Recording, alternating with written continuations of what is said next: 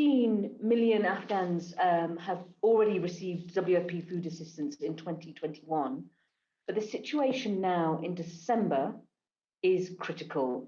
It's critical for a number of reasons. The country has already been hit hard by a drought. It's the worst drought in 30 years.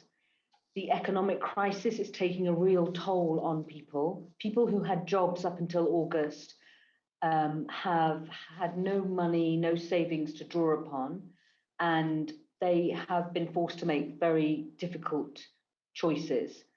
These are choices that mean that they have had very poor access to high quality food.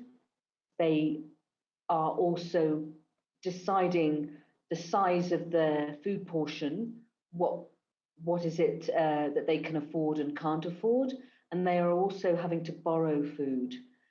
So what we're looking at now with our own WFP analysis is that 98% of people in the country have got very poor access to food. And that's very worrying. We need to feed 23 million people in 2022. That's a massive scale up.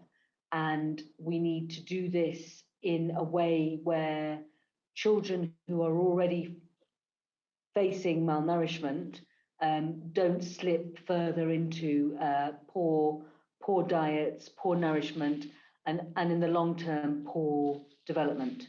The land is too hard, it's too dry, it's too parched for them to hope for any kind of harvest in 2022. So when the water levels are low, when climate has had a massive impact on people's livelihoods, this is pushing people further into a situation where they are food insecure, where they don't know where their next meal is coming from, where they've been forced into desperate measures, i.e. they have been selling their household items. You go to markets, you see cutlery, you see plates, you see furniture, you see personal possessions, which people have had to sell because they need food to survive.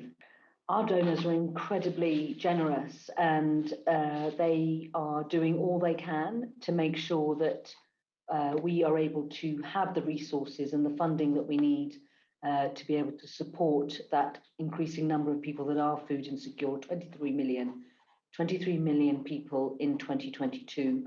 And for that, we need $220 million a month. That's $2.6 billion over the next year. And if you break it down, if you break that very large number down, that's $100 per person who is searching and is in dire need of food assistance from the World Food Programme. So we urge the international community today to think about a couple of things. Don't forget the people of Afghanistan. Remember that these are people's mothers, people's children, people's fathers, and that they have a right to their life, to be able to eat, to be able to survive.